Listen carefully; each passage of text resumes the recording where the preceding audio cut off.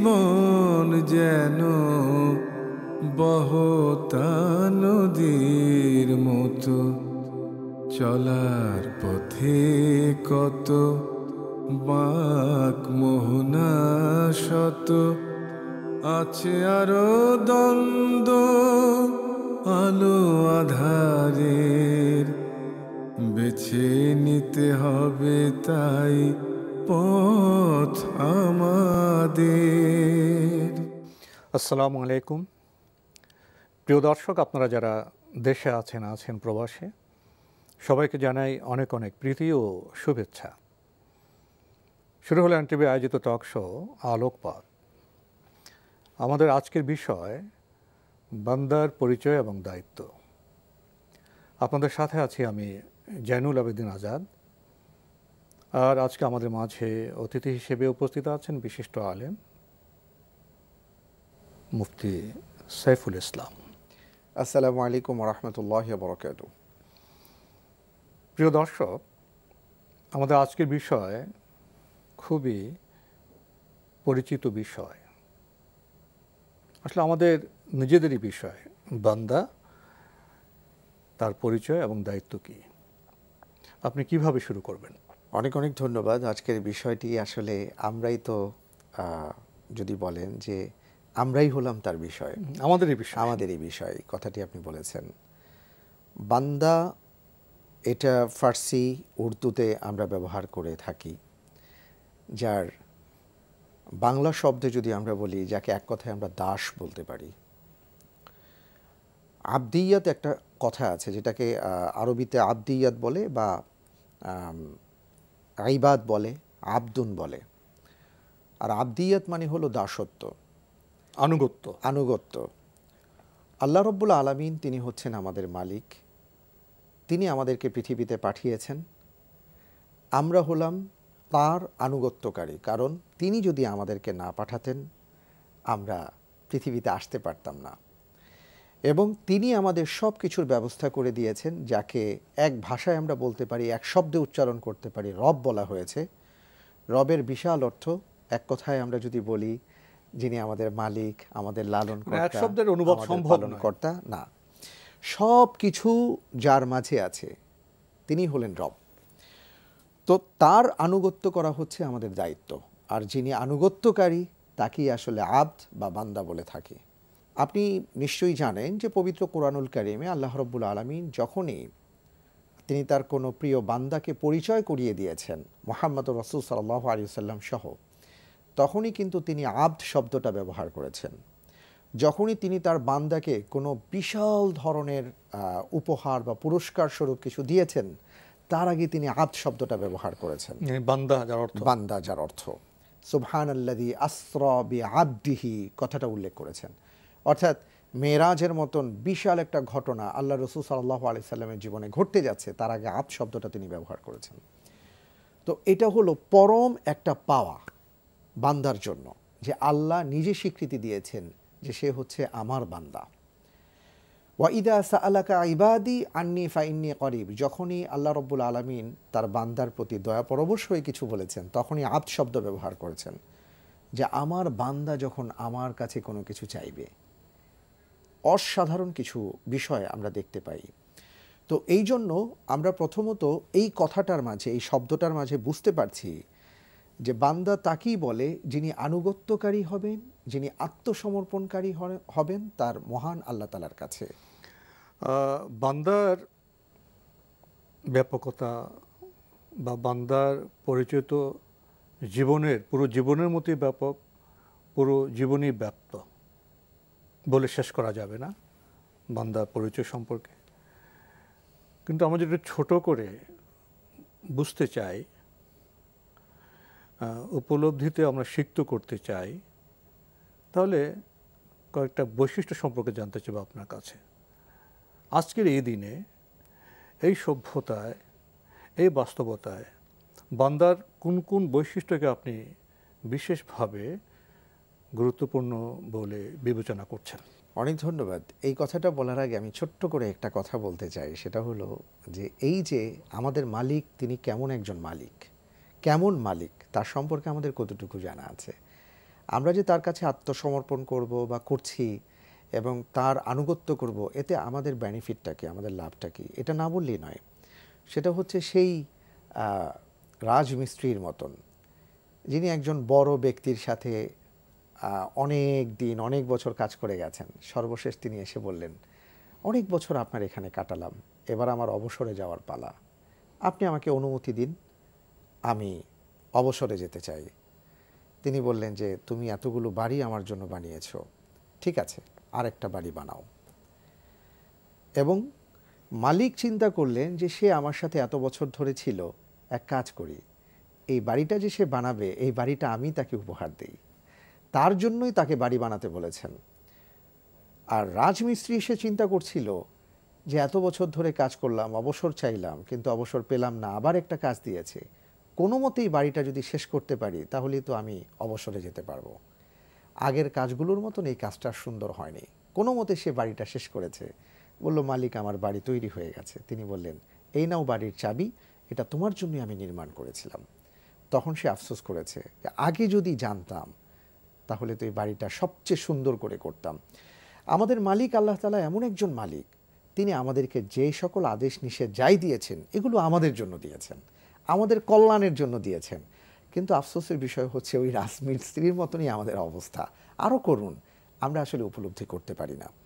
তো এবার বলছি, আপনি যে কথাটা বলেছেন, যে এক কথায় যদি বলি সেটা হলো যে আল্লাহ রব্বুল আলামিন আমাদের জীবন চলার পথে, আমি ঘুমোতে যাব, ঘুম থেকে উঠব, আবার ঘুমোতে যাব, এই টোটাল সময়ের মধ্যে আমার কি করণীয় কি বর্জনীয় তার সব কিছুই হয় কোরআনে অথবা রাসূল সাল্লাল্লাহু আলাইহি ওয়াসাল্লামের মাধ্যমে আমাদেরকে জানিয়ে দিয়েছেন। কিন্তু এই সব কিছু আমার কল্যাণই, আমার জন্য, আর কারো জন্য না। আমার জন্যই, আমার কল্যাণেই আল্লাহ তাআলা এই নির্দেশনা আমাকে দিয়েছেন। এটা যদি আমি মেনে চলতে পারি, এই বিশ্বাস রেখে যদি চলতে পারি, তাহলে আমি আব্দ হবার যোগ্যতার পথে হাঁটছি। হয়তো আমি আব্দ হয়ে যেতে পেরেছি, বিষয়টা এমন বলবো না। এবং এই ক্ষেত্রে আল্লাহ তাআলা আমাদেরকে যত ধরনের ইবাদতের কথা বলেছেন বা যে সকল বিষয়গুলো কোরআনে নানা জায়গায় ছড়িয়ে ছিটিয়ে আছে, এই বিষয়গুলো যদি আমরা মেনে নিতে পারি, তাহলে একটা কথা আমাদের মাথায় রাখতে হবে, এই সব কিছু আমাদের কল্যাণে। আলোচনার এ পর্যায়ে এসে আমি উপলব্ধি করলাম, সংক্ষিপ্ত সময়ে আপনি বান্দার বৈশিষ্ট্য সম্পর্কে কিছু কথা বলেছেন এবং স্রষ্টার বৈশিষ্ট্য সম্পর্কে কিছু কথা বলার চেষ্টা করেছেন। এখানে এসে একটি প্রশ্ন জাগে যে একজন স্রষ্টা, অপরপক্ষে আমরা দাঁড়িয়ে আছি আমাদের সৃষ্টি, আমরা আব্দ, আমরা যারা বান্দা। এখানে একটি সম্পর্ক নির্ণয়ের প্রশ্ন চলে আসে। স্রষ্টা এবং সৃষ্টির সাথে সম্পর্কটা কেমন হবে? এই সম্পর্ক নির্ণয়ের ক্ষেত্রে মানব ইতিহাসে আমরা অনেক ভ্রান্তি লক্ষ্য করেছি। আল্লাহ এবং বান্দার সম্পর্কটা কেমন হবে, এবং আমাদের সমাজেও এই সংক্রান্ত ভ্রান্তির কোনো অভাব নেই। প্রকৃত অর্থে কোরআনের আলোয়, হাদিসের আলোয় বান্দা এবং আল্লাহর সম্পর্কটা কেমন হওয়া উচিত? অসাধারণ, আল্লাহু আকবার। আমরা আসলে অনেক সময় অনেক ধরনের আমাদের এই যাপিত জীবনের প্রেক্ষাপটে নানা বিষয়কে সামনে এনে সেটাকে আমরা অনেক সময় দলিল হিসাবে বা উপমা হিসাবে পেশ করে বান্দা এবং আল্লাহর সাথে সম্পর্কর ব্যাপারটাকে জটিল এবং কঠিন করে তুলি। এর মধ্যে একটা কঠিন বিষয় হচ্ছে যে আমরা মনে করি যে আমরা কেবল ভয়ই করে যাব। এই জন্য সবসময় দেখবেন আমরা কিয়ামতের কথা বলে একটা ভীতির সঞ্চার করি, আমরা জাহান্নামের কথা বলে একটা ভয় তৈরি করার চেষ্টা করি, কিন্তু আমরা কখনো আশার কথা বলি না। আপনি কোরআন খুলে দেখুন, ক্ষমার কথা কম বলি, অথচ কোরআন খুলে দেখুন আল্লাহ তাআলা তার বান্দার সাথে কিভাবে সম্পর্কের কথা বলেছেন। ওয়া ইদা সাআলাকা ইবাদি আন্নী ফাইন্নী করিব উজিবু দাওয়াতাদ দাঈ ইদা দাআন ফালিয়াস্তাজিবু লি ওয়া লিয়ুমিনু বি লাআল্লাহুম ইয়ারশুদুন। কি চমৎকার কথা আল্লাহ তাআলা বলেছেন।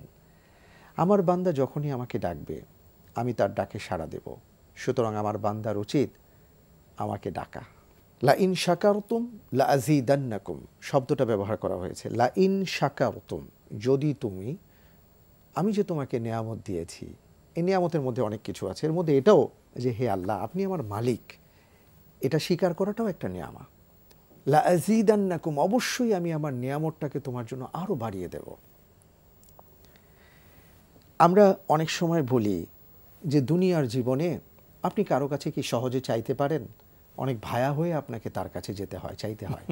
আল্লাহ কি বলেছেন? সূরা ফাতিহা দেখুন, ইয়্যাকা না'বুদু ওয়া ইয়্যাকা নাস্তাঈন, হে আমার মালিক আমি শুধু আপনারই গোলামি করি। এই যে বান্দার বিষয়টা, আপনার ইবাদত করি, আপনার কাছে আমি শুধু আপনারই ইবাদত করি, আপনারই গোলামি করি এবং আপনার কাছেই চাই, আর কারো কাছে চাই না। অর্থাৎ আল্লাহ তাআলা বলেছেন, বান্দা আমার সাথে তোমার সম্পর্কের মাঝখানে আর কোনো পর্দা নেই, তুমি সরাসরি আমার কাছে চাইবে, কোনো ভায়ার দরকার নেই। আমার প্রার্থনা, আমার চাহিদা, আমার যাচনা সব আপনার কাছেই।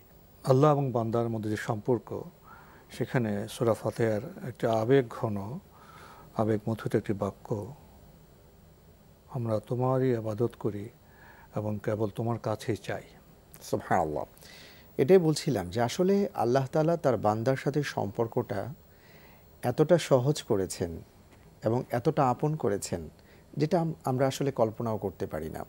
আমরা যেটা হয়েছে পরম্পরায় যেটা দেখা যায় যে বিভিন্ন ধর্মে, ধর্মগ্রন্থে যেটা মানব রচিত, সেটা নানা কারণে, অর্থাৎ নিজেদের সুবিধাকে সামনে নিয়েই এমন কিছু আইন করা হয়েছিল যে তোমরা কেউ সরাসরি তোমাদের মালিকের কাছে, রবের কাছে চাইতে পারবে না, তোমাকে ভায়া হয়ে চাইতে হবে, মানে বিভিন্ন মধ্যসত্ত্ব ভোগী হয়ে যেতে হবে।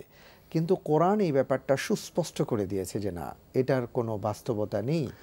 ইতিহাসের উদাহরণ টেনে কথা বলেছে, ইতিহাসের উদাহরণ টেনে কথা বলেছে এবং প্রত্যেক নবী রাসূলগণ এই কথাগুলো বলেই গিয়েছেন। তারা একটা কথাই বলেছেন, আনি আবুদুল্লাহ, একমাত্র আল্লাহর গোলামি করো, কারণ আল্লাহর কাছে চাইলে আল্লাহ তোমাদের এই এই এই এই দান করবেন। তো আমরা যে বিষয়টা বলতে পারি সেটা হলো যে আল ঈমানু বাইনার রাজাই ওয়াল খাউফ, যে ঈমান কাকে বলে, সেটার মাঝে আপনার আশা থাকতে হবে, ভয় থাকতে হবে। এই বিষয়টার চমৎকার ব্যাখ্যা আমরা দিতে পারি ওমর ইবনুল খাত্তাব রাদিয়াল্লাহু তাআলা আনহু সেই বক্তব্যের মাধ্যমে। হযরত ওমর রাদিয়াল্লাহু তাআলা আনহু তিনি বলেছেন যে কিয়ামতের ময়দানে যদি ঘোষণা আসে সমস্ত বান্দাদেরকে আল্লাহ তাআলা মাফ করে দিয়েছেন, কিন্তু একজন রয়ে গেছেন যাকে আল্লাহ জাহান্নামী ঘোষণা করেছেন, আমি আশঙ্কা করি, আমি ভয় করি সেই জাহান্নামী ব্যক্তিটা না জানি আমি হয়েছি। এটাই হচ্ছে আল খাউফের পরিচয়, ভয়ের পরিচয়। আবার তিনি বললেন যে যদি আমি শুনি কিয়ামতের ময়দানে ঘোষণা এসছে আল্লাহ তাআলা সমস্ত বান্দাদেরকে জাহান্নামে পাঠিয়ে দিয়েছেন, কিন্তু একজন বান্দাকে তিনি জান্নাতি বলে ঘোষণা করেছেন, আমি মনে করি আমি ওমর হলাম সেই ব্যক্তি, কারণ আমি রব্বুল আলামিনের ব্যাপারে আশাবাদী, আমার মালিকের ব্যাপারে আশাবাদী। এটাই হচ্ছে আশা। তো এই সমন্বয় নিয়ে আমাদেরকে চলতে হবে। তাহলে আশা এবং আশঙ্কা, আশার এবং ভয়ের এখানে একটি সমন্বয়ের বিষয়। বান্দা হিসেবে আমি কখনো হতাশ হব না এবং শুধু আশাবাদী হব বান্দা দায়িত্ব পালন না করে, সেটাও চলবে না। ইন্নামাত তাওবাতু লিল্লাযীনা ইয়ামালুনা সুআ বিজাহালা সুম্মা ইয়াতুবুনা মিন করিবিন ফাউলাইকা ইয়াতুবুল্লাহু আলাইহিম। আমরা আমাদের জীবনের অনেক ক্ষেত্রে অনেক ভুল করে ফেলি, কিন্তু আমরা যেন আশাহত না হই, আমরা যেন তওবা করি, আল্লাহর কাছে ফিরে আসি, কায় মনোবাক্যে অনুশোচনা করে রব্বুল আলামিনের দুয়ারে যেন ফিরে আসি। এটা আল্লাহ তাআলা বলেছেন। তওবার কথা বললেন, এই শব্দ আমাদের সমাজে বহুল প্রচলিত যে তওবা করো, তওবা করো। কিন্তু তওবা যে একটা তত্ত্ব, আমরা কি এটাকে সেভাবে বিবেচনা করি? পশু পাখির সাথে তো তওবা তত্ত্ব যুক্ত নয়। পশু পাখি তো এমনিতে পশু পাখি, কারণ মানুষ হতে হলে কেন তওবা করতে হবে? তাহলে সৃষ্টিতত্ত্বে মানুষের যে সৃষ্টি, শরীর, মন, আত্মা, তার মধ্যে যে জৈবিকতা এবং তার মধ্যে যে অন্তর্দত্ত, তার যে নফসে আম্মারা, নফসে লাওয়ামা, নফসে মুতমাইন্না, অর্থাৎ তার অস্তিত্বের মধ্যে একটি দ্বান্দ্বিক অবস্থা আছে। তো এটা স্রষ্টা আল্লাহর চাইতে বেশি কে জানেন। এই দ্বান্দ্বিক অবস্থা কিন্তু ফেরেশতার মধ্যে নেই। জি না। ফলে তার বিচার হবে না। মানুষই বিদ্রোহ করতে পারে, এই মানুষই আবার আনুগত্য করে মুসলিম হতে পারে, মানুষই উন্নত কাজের মধ্যে সমাজকে শান্তিতে ভরে দিতে পারে, আবার এই মানুষই বিপর্যয় সৃষ্টি করতে পারে। মানুষের মধ্যে যে ইতিবাচক নেতিবাচক এই যে দ্বন্দ্ব, এই দ্বন্দ্বের কারণেই তো মানুষের মাহাত্ম্য। যখন এই দ্বন্দ্বে সে উত্তীর্ণ হতে যাবে, নফসে মুতমাইন্না যে পৌঁছতে পারবে, তখনই তো সে সফল। আমরা সময়ের শেষের দিকে বোধহয় চলে এসেছি। আরেকটি বিষয় কথা স্পর্শ করা হলো না, সেটা হলো আমরা বান্দার পরিচয় জানলাম, স্রষ্টার পরিচয় জানলাম, বৈশিষ্ট্য জানলাম, বান্দার দায়িত্ব প্রসঙ্গে তেমন কথা বলা হয়নি। তো বান্দার দায়িত্ব প্রসঙ্গে আমাদের সমাজে প্রায় বলা হয় বান্দার মূল দায়িত্ব হল ইবাদত, এবং এর অনুকূলে পবিত্র কোরআনে স্পষ্ট আয়াত উদ্ধৃত করা হয়। মানুষের সৃষ্টি তো আল্লাহর ইবাদতে জড়িত। সমস্যা হলো ইবাদত বলতে আমরা কি বুঝব? ইবাদতে নানা আমরা রূপ দেখছি, নানা রূপ দেখছি। কেউ ইবাদতকে খুবই সংকীর্ণ কোটারিবদ্ধ করা হচ্ছে, এবং কেউ ইবাদতের কোনো কাঠামোয় থাকতে বিশ্বাসী নয়। মনে যে প্রবৃত্তি তাড়না, নাফসানিয়াত, তারা হলোকে ইচ্ছে মতো ইবাদতের সংজ্ঞা নির্ধারণ করে। ইবাদত আসলে মানুষের জন্যই তো মানুষের জীবন যে বিচিত্র সম্পর্ক সূত্রে গ্রথিত, জীবনে যে ব্যাপকতা আছে, ইবাদত কি তার সব জায়গায় পৌঁছতে পারে? ইবাদত শব্দটা এতটা গভীর এবং এতটা শক্তিশালী যে এই ইবাদত সব জায়গায় পৌঁছতে পারে, কিন্তু আমাদের উপলব্ধি করতে হবে, আমাদের ইবাদতটা বুঝতে হবে। আমাদের বিষয়টা যেন এমন না হয় যে আমি নামাজ, রোজা, হজ, যাকাত করলাম ইবাদত হিসেবে, কিন্তু ব্যবসা বাণিজ্য করলাম এটা আমার ব্যক্তিগত চিন্তাধারা থেকে। নামাজ রোজা আমি আল্লাহর বান্দা, ব্যবসা বাণিজ্য আল্লাহর বান্দা নই, এটা তো বিদ্রোহ। আমি একটা কথাই বলবো, যেহেতু হাতে সময় নেই, আল্লাহ রব্বুল আলামিন আমাদেরকে বলেছেন ইবাদতের ক্ষেত্রে এবং একজন বান্দা হিসাবে আমাদের কি করণীয়, যেটা আপনি বলেছেন, ইয়া আইয়ুহাল্লাযীনা আমানু উদখুলু ফিস-সিলমি কাফা ওয়ালা তাত্তাবিউ খুতুওয়াতিশ শাইতান ইন্নাহু লাকুম আদুউম মুবিন। এই আয়াতের মাধ্যমে আল্লাহ তাআলা আমাদেরকে বলে দিয়েছেন যে তুমি পরিপূর্ণভাবে ইসলামে প্রবেশ করো, অর্থাৎ আমার বান্দা হওয়ার জন্য পরিপূর্ণভাবে তুমি আমার আনুগত্য প্রকাশ করো, খণ্ডিতভাবে নয়। তুমি কিছু করবে, কিছু করবে না, এটা হবে না। হ্যাঁ, তুমি যখন পরিপূর্ণভাবে দ্বীনের পথে বা আমার আনুগত্য স্বীকার করতে যাবে, তখন তোমার পেছনে একজন থাকবে, সে হলো শয়তান। তুমি যেন পরিপূর্ণ বান্দা হতে না পারো, সেই চেষ্টাটা সে করবে, এটা যেন না হয়, সেই ব্যাপারে তুমি সজাগ থেকো। তা আমরা যদি মনে করি, এই বিষয়টাকে মাথায় নিতে পারি যে ইবাদত মানে কেবলমাত্র কিছু কর্মকাণ্ড কেন্দ্রিক নয়, বরং গোটা জীবন ব্যবস্থাটাই হচ্ছে ইবাদতের মধ্যেও দিয়ে আমাকে যেতে হবে, এটা যদি আমি মাথায় নিতে পারি, আমাদের চিন্তা চেতনার মধ্যে, মননের মধ্যে যদি এটাকে নিয়ে নিতে পারি, তাহলে আমি বুঝবো যে প্রত্যেকটা কাজই আসলে আমার জন্য ইবাদা, যদি আমি সেইভাবে করতে পারি। খেদমতে খালক বা সৃষ্টির সেবা, এটা ইবাদতের কোন পর্যায়ে? আল্লাহু আকবার। সৃষ্টি, আল্লাহ রব্বুল আলামিন তার বিষয়টাকে দুটো ভাগ করে দিয়েছেন। একটা হলো আল্লাহর সাথে বান্দার হক, আরেকটা হচ্ছে বান্দার সাথে বান্দার হক। হকুল্লাহ এবং হকুল ইবাদ। হাক্কুল্লাহ, হাক্কুল ইবাদ।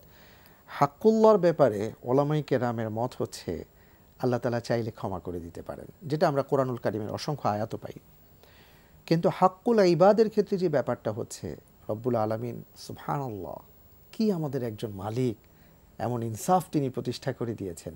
হাক্কুল ইবাদের ব্যাপারে আল্লাহ তাআলা দায়িত্ব দিয়ে দিয়েছেন তার বান্দাদেরকে, যে যার হক তুমি নষ্ট করেছো তিনি তোমাকে ক্ষমা না করা, মানবাধিকার লঙ্ঘন করা যাবে না। মানবাধিকার, শুধু মানবাধিকার না, আমি এখানে শুধু মানবাধিকারের কথা বলবো না, গোটা সৃষ্ট জগতের অধিকার আছে। এই সৃষ্ট জগতের অধিকার যেন আমি নষ্ট না করি। আমি একটা গাছের পাতা বিনা কারণে আমি কি ছিঁড়ে ফেলতে পারবো? এই অধিকার কি ইসলাম আমাকে দিয়েছে? কখনো না। আমাকে খেয়াল রাখতে হবে, এটাই ইবাদা। আমি অযথা বৃক্ষলতা কর্তন করতে পারবো না, সবুজ ধ্বংস করতে পারবো না, আমি নদী হত্যা করতে পারবো না। আমাদের প্রত্যেকটা ইবাদতের মধ্যে কিন্তু আমাদেরকে শিক্ষা দেওয়া হয়েছে, তাই না? বার্তা আছে। আমরা আজকে অহমিকা প্রকাশ করি, আমি আমার ব্যক্তিত্ব প্রদর্শন করি, কিন্তু সালাত তো আমাকে এই বার্তা দিয়েছে যে তোমার পাশে কাতারের মাঝে কে দাঁড়িয়েছে তুমি তাকাও। তুমি আল্লাহর কাছে সবাই তোমরা সমান, সুতরাং অহমিকা প্রদর্শন করো না। তুমি কে? তুমি একটু আগে নাকে খত দিয়ে বুঝিয়ে দিয়েছো সুবহানা রব্বিয়াল আলা বলে। হে আল্লাহ, তুমি বান্দা, আমি এক কাতারে অতি একই নগণ্য একজন সমতলে। গোলাম। জি, এই যে বিষয়, এই বার্তাগুলো আমরা নিতে পারছি না, যে কারণে জাকাতে অর্থনৈতিক বার্তা, তোমার সম্পদে দরিদ্রের অধিকার আছে, অধিকার আছে। সিয়ামের মাধ্যমে কি বার্তা আমরা পাচ্ছি, কিন্তু এই বার্তাগুলো আসলে আমরা নিতে পারছি না, এটা আমাদের দুর্ভাগ্য। আমরা বার্তা ঠিকভাবে নিতে পারছি না, আমরা ধর্মকে সেভাবে উপলব্ধি করতে পারছি না, নিজেকে আমরা বান্দা হিসেবে উপলব্ধি করতে পারছি না।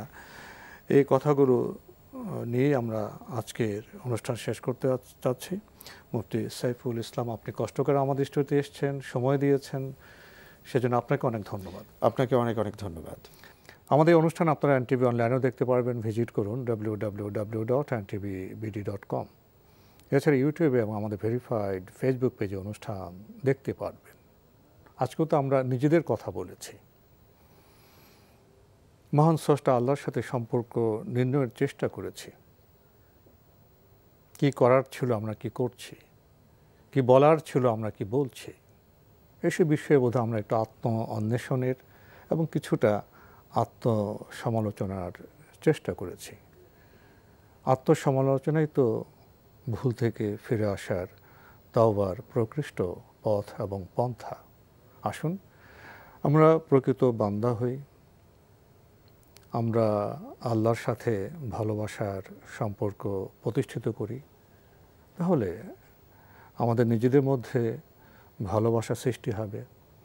আমরা পরিবারকে ভালোবাসায় সিক্ত করতে পারব, সমাজকে, রাষ্ট্রকে, পৃথিবীকে ভালোবাসা শ্রাবণে আমরা পরিপুষ্ট করতে পারব। প্রিয় দর্শক, মহান আল্লাহ আমাদের সবাইকে নিরাপদে রাখুন শান্তিতে। আসসালামু আলাইকুম। চলার পথে কত বাঁক মোহনা শত, আছে আরো দ্বন্দ্ব আলো আধারের, বেছে নিতে হবে তাই পথ আমাদের।